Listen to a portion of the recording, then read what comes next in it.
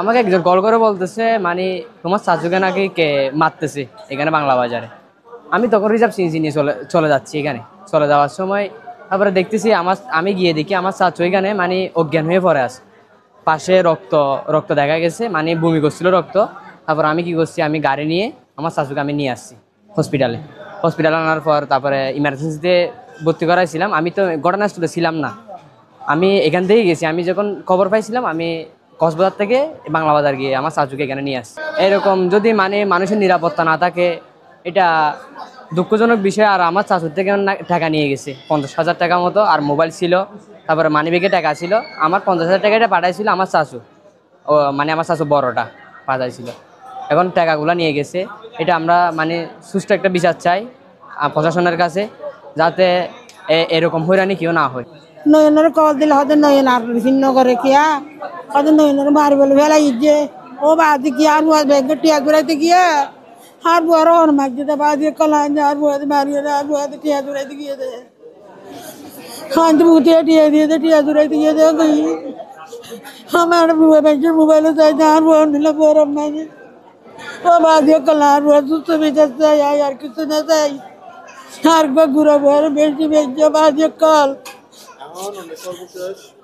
বাজে কল আর বুয়ার বিচার চাই আর বুয়ার দিনে মারিয়ে কিছু না 50,000 টিয়া বাড়াইয়ে আর মোবাইল আর বুয়ার মোবাইল নাই আর মোবাইলও ইন্নে কিল্লা বাড়াইয়ে।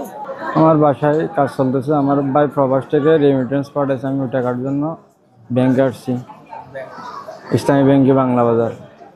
তো এখানে আসলে টাকা নিয়ে নেওয়ার সময় এরা দাঁড়িয়ে থাকছে। প্রথমে ওঠার সময় এদেরকে নিচে দেখছিলাম, তা যখন নামছে আমাকে এরা ধর ছাদে দিকাই, আমি ভাবছি কোথায় কোথায় যাবো, তোমার যেখানে নিয়ে যাচ্ছি ওখানে যাবি আর কি, এরকম বলে আমাকে।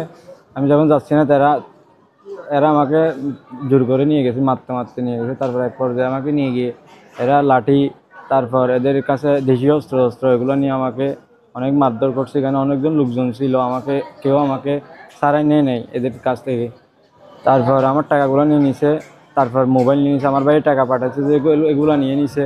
এটা ইনফিনিক্স টেকটা ফোন, তারপরে টাকা ছিল তো 50,000 টাকা। তারপরে মানি ব্যাগে আমার টাকা ছিল প্রায় 2100 টাকার মতো মানি ব্যাগে আমার টাকা ছিল। এগুলো আমাকে নিয়ে ফেলছে, আমাকে মারছে। মারার পরে একজন গলার মধ্যে একটা গামছা ফেঁসে আমাকে এভাবে টেনে ফেলে দিছে। তারপর আরেকজন এসে মাস্ক পরে মোটরসাইকেল উঠে দিছে আমার এখানে পিছের মধ্যে।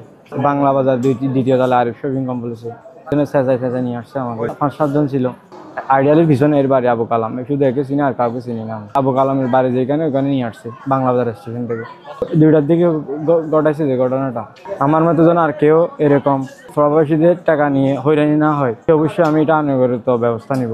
আমার নাম শরীফুল ইসলাম নয়ন, পিতার নাম নুরুল ইসলাম, মাতার নাম ফাতেমা বেগম, প্রেমকালী 9 নম্বর ওয়ার্ড, মাছুয়াখালী আমার বাড়ি।